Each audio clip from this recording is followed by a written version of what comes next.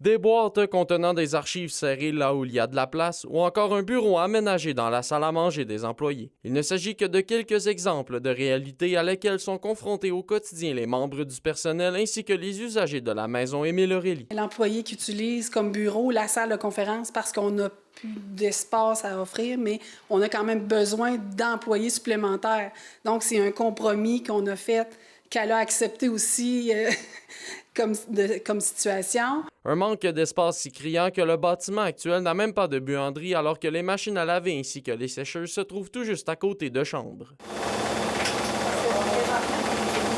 Et avec le bruit qu'émettent ces machines, difficile pour les usagers séjournant dans les chambres voisines d'y trouver une tranquillité, comme nous l'explique cette préposée aux bénéficiaires. Les résidents qui sont dans le passage de la laveuse et de la sécheuse entendent le bruit à longueur de journée, et parfois, évidemment, ça doit être un peu irritant pour eux. Une situation qui affecte également les membres du personnel. Ça se trouve être dans le cœur de la maison, dans le centre de la maison, donc le bruit incommode, oui, nos utilisateurs, mais les membres du personnel, c'est énormément bruyant. Pour le personnel qui s'occupe des bénéficiaires, le manque d'espace demande une coordination quotidienne pour être en mesure d'offrir les services de façon adéquate. Il faut être super stratégique.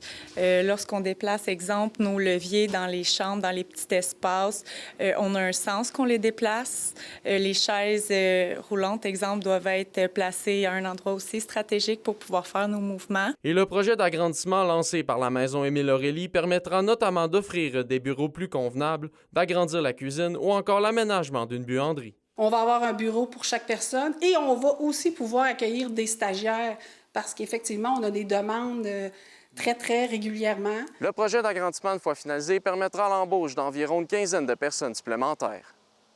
Olivier Morin, RNC Nouvelles, Rouyn-Noranda.